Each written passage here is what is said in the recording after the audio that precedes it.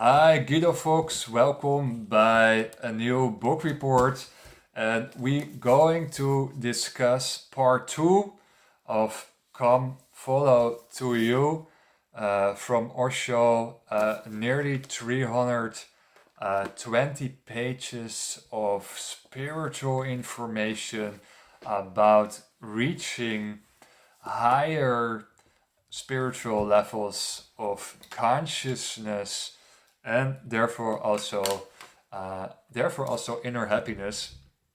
Always related to inner happiness, Mr. Hawkins, MD, PhD. There is a seminar of me online, also English version. You can watch there how he discuss the different consciousness levels and also related to happiness. He did 25 years of studying, so scientific information, really science about the happiness levels and about the conscious levels. So you see there how spiritual growth is related to real inner happiness.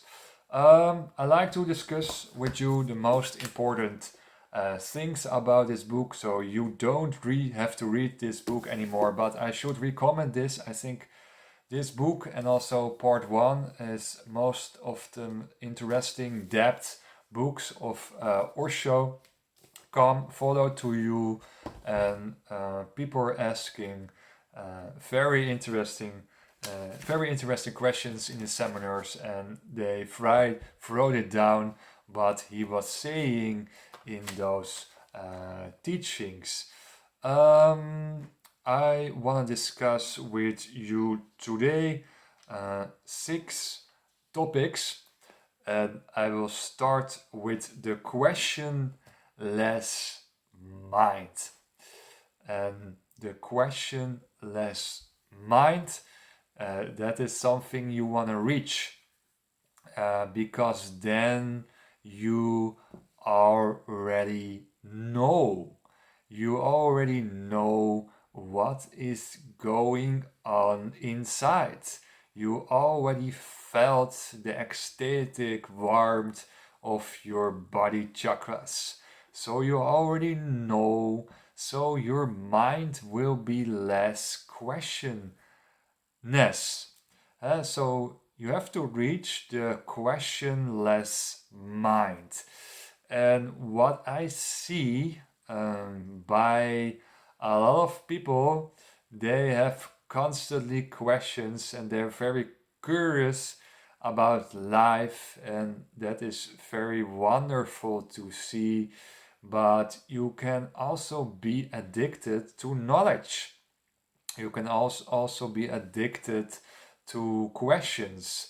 You can also ask questions from scareness, from fearness. So you are fear to not knowing everything. So if people are in fear, they want to know everything. I want to know this and this and this, because hell no, if I don't know anything. I have to learn every day something new. I have to know everything, because otherwise I cannot talk with my friends. So we can also be addicted to knowledge. We can also addicted to our mind, who is a fear system from our jungle roots. We grow out of the apes, we becoming human, we use our brain to survive. So you can use your mind in a survival modus to grab all the knowledge around you. And it can be a trick, because we were put in school systems, and in those school systems we have to learn, we have to learn, we have to learn. So from youth age, we are in kind of addictive knowledge phase. And what I like to say is that Of course, you can learn and it's wonderful, but don't do that from fear. Do that from love, and do that because you are very interesting in stuff. And what you will see if you go higher in your spiritual levels is that mind, the mind who has always questions and act from fear, will going down, will be more calm and becoming more relaxed, and every question falls more in place and is related to our inner line, is related to our opening of our chakras. So you already know what the ultimate goal of life is, where your soul is wanna go, the evolution of your soul, the evolution of your mind. You already know where it goes. You already know that it is going inside. It's going to your line. It's going to your Amrita Nali line. It's going to God liners. So you already know. So the addiction to questions, the chit talks in your mind, mostly bullshit in your mind, is going away. So your mind become more quiet. You might become more warm. You might become more calm. And in that calmness, there can explode a flower, and the flower in your body will shining, and you create an ecstatic body. So your mind will be calm and questionless. There is no question over, and every question will be asked from more love and not from an addictive survival mood where you pick all those knowledge from, oh, why is this? Why is that? Oh yeah, which page is that? Oh yes, why is that? So you're in a rat grabbing race, in a rat grabbing phase, an ego phase, and fear phase, where you grabbing for knowledge. And that is really that you are in a stress, in a flight, fight modus. Your adrenaline is kicking. So there's not a really high spiritual way of behavior. So what Osho was writing here in his introduction, we have to go to a questionless mind, and more to a mind who is adaptive, absorbing information, more listening, than constantly asking for question.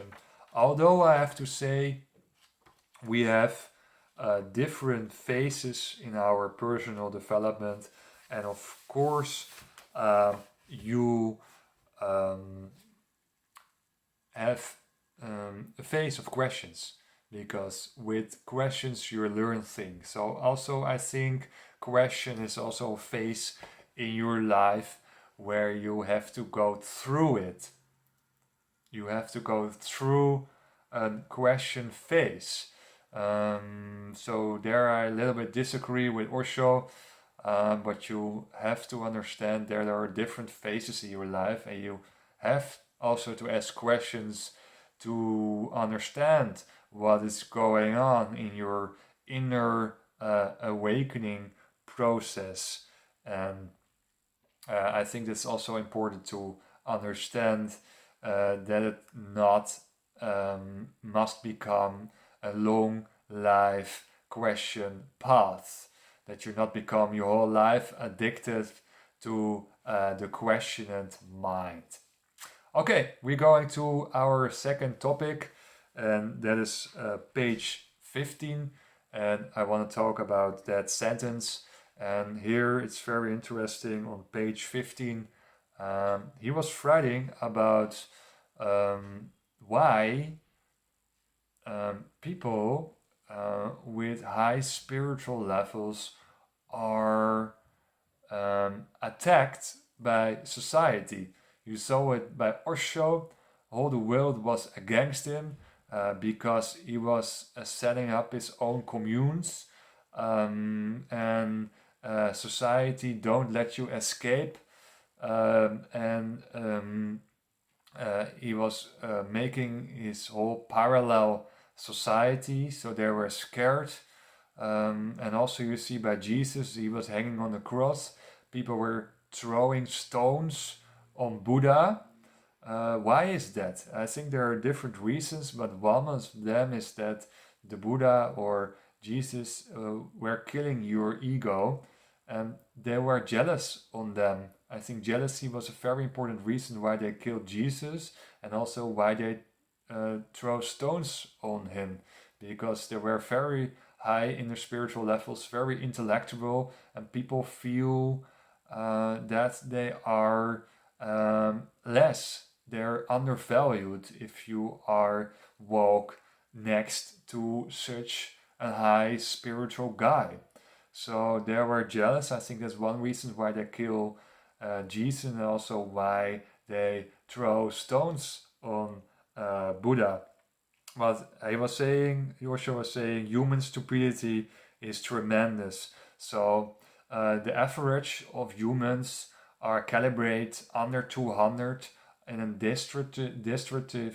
destructive ego energy field. So be aware that the most people in the world are full of anger, are full of fear, are full of arrogance, are full of shame, all those calibration fields from Hawkins. You can put easily 85% of our world population there, and if they have contact with a higher calibrated field, they're surprised, but also jealousy can be evolved there. So I think those guys had always be there. And I was thinking today that the Buddha, Siddhartha Buddha, on his age of 35, when he became enlightened, that he was lucky that he was the son of the king.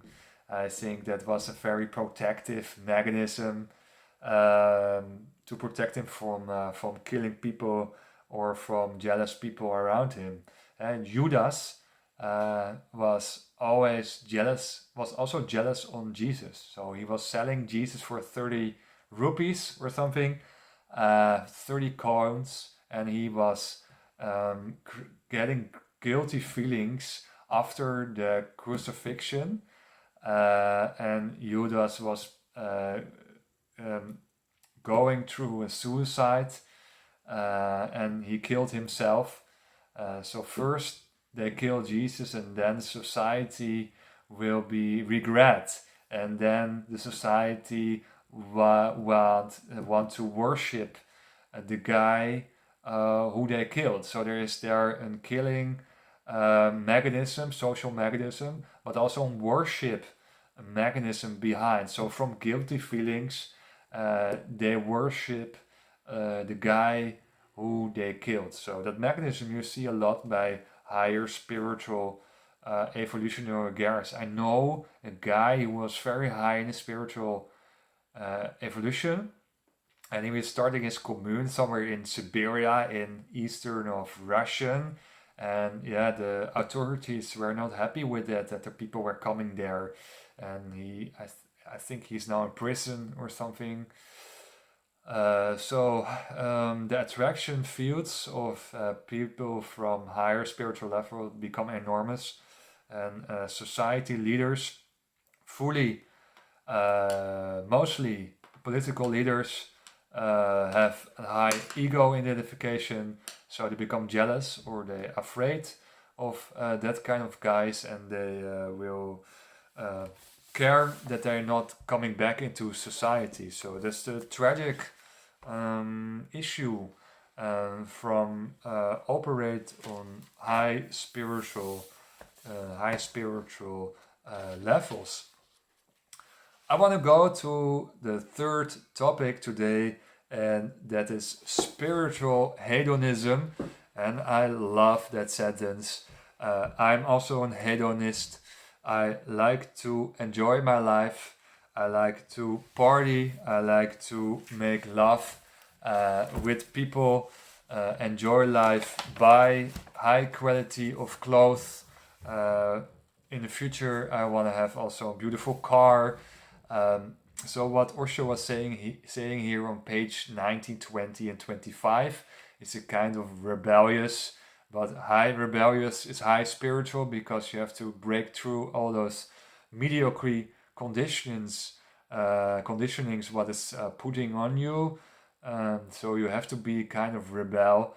But what he was saying here, Osho, is that our deeper level is that you have to make a bridge between materialism and spiritualism.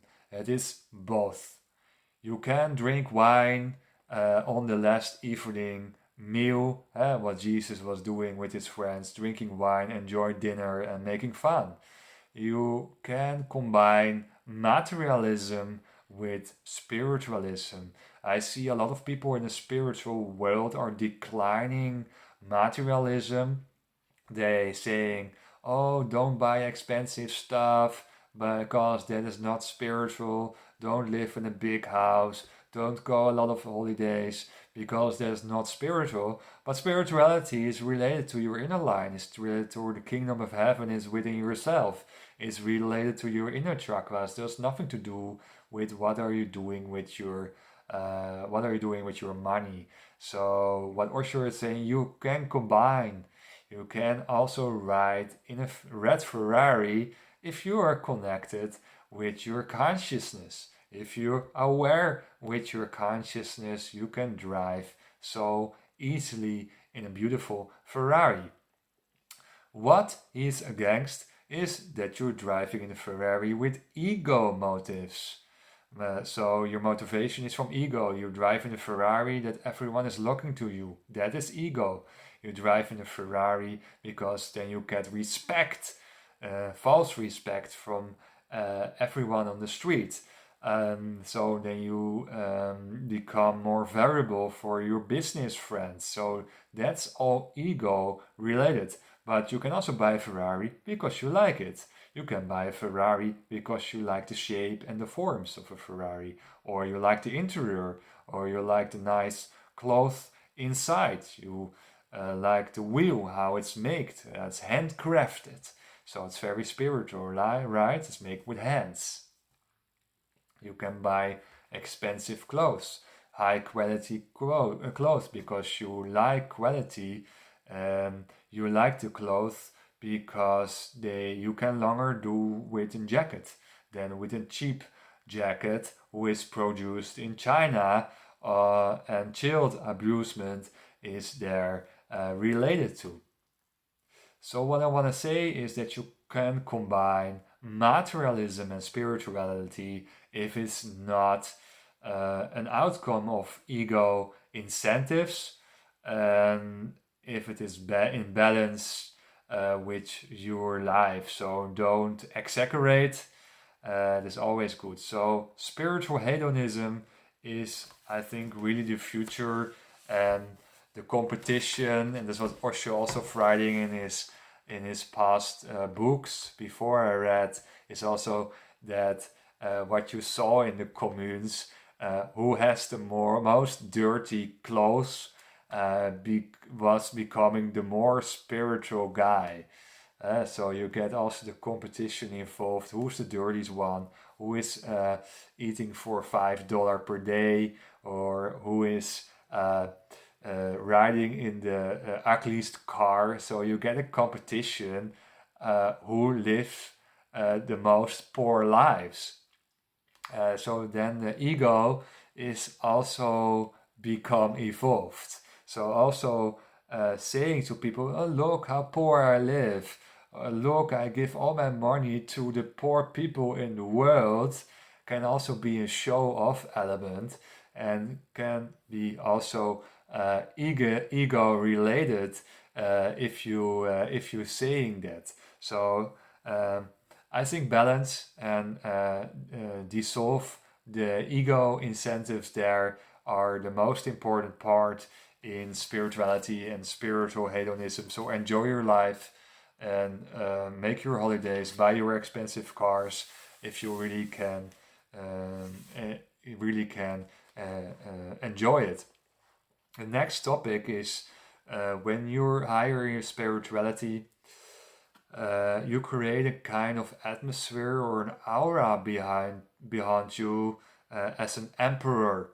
So this is also a little bit related to our second topic. The jealousy can be involved in your surroundings. You create an atmosphere or an aura of knowledgeable guy, who is an emperor. You walk like an emperor. My ex-girlfriend was saying that you have a very nice walk. You have a very straight walk because you meditate a lot. And if you meditate, you get a very nice body language, a very straight body language. So what I see on the street is, if I walk, I see so many people are walking down, hanging forever. But if you meditate, you're going very better in your body language. You're becoming very straight, and that can create jealousy. That can create attention to people. So you create not only your energetical field around you, but also your body language. You become an emperor, right? An emperor who's walking like this in the street or sitting on his horse. So that's also a quality you get if you going more in meditation. You create a more spiritual body language. And my other ex-girlfriend from Moscow was also walking like that way as a woman. She was walking also like an emperor, a female emperor, on the street. People can see and look at her because she had some kind of magical, spiritual aura around her. So be aware of that.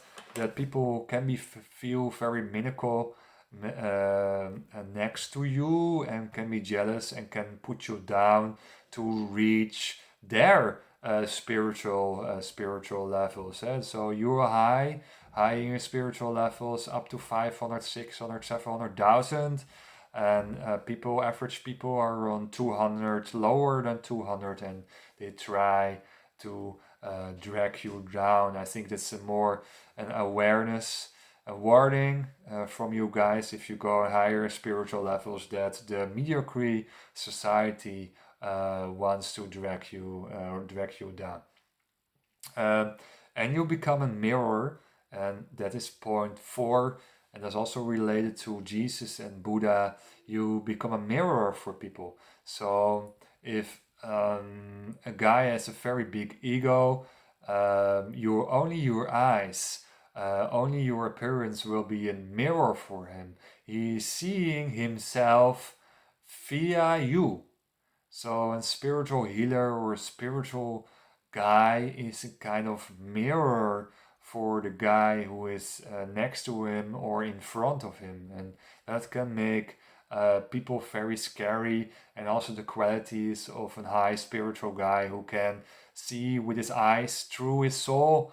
So he can see a lot. He goes inner the guy or the girl. He can see directly what is going on there. That makes people can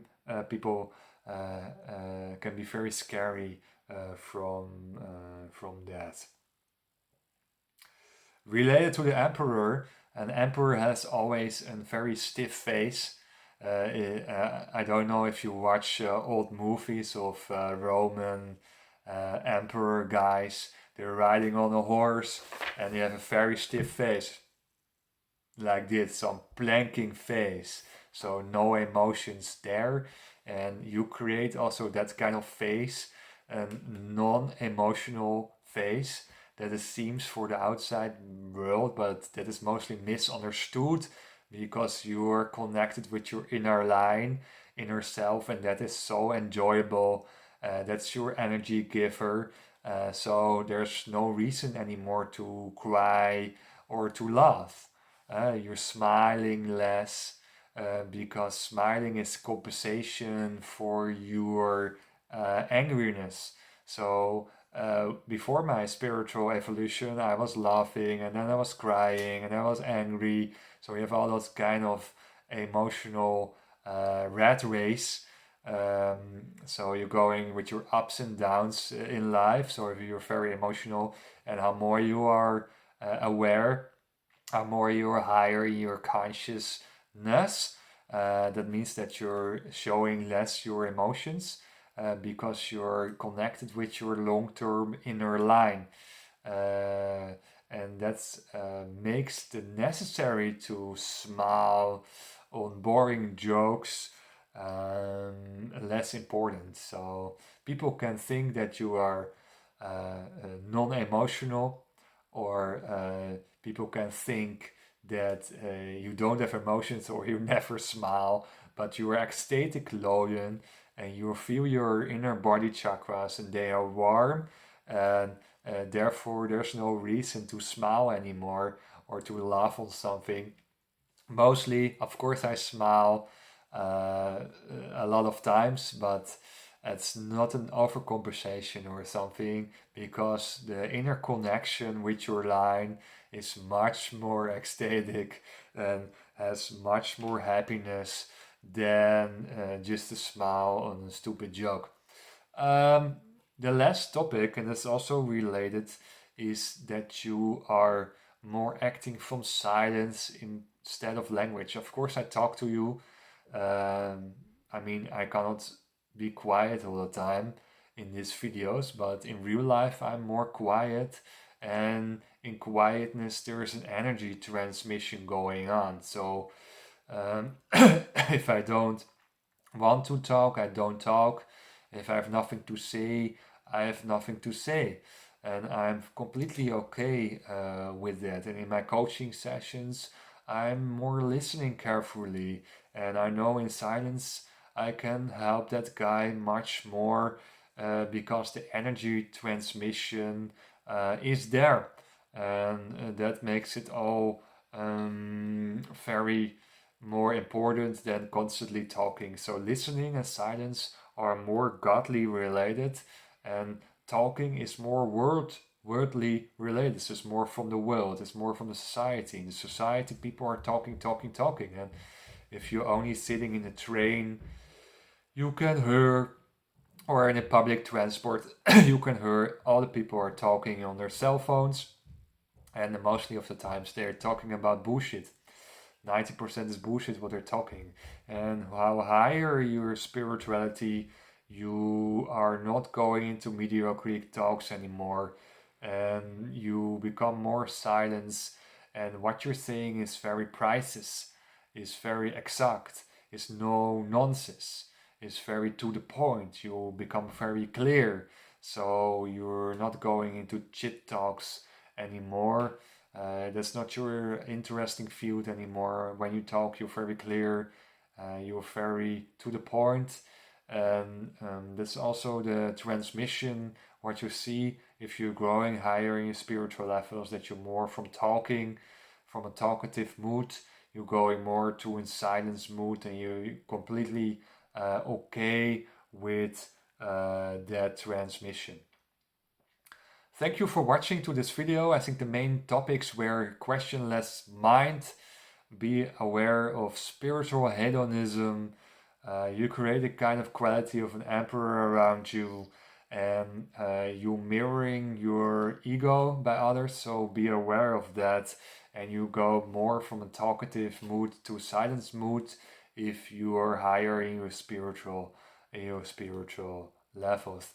Thank you for watching this video about part 2 of the book from Osho, Coming to You.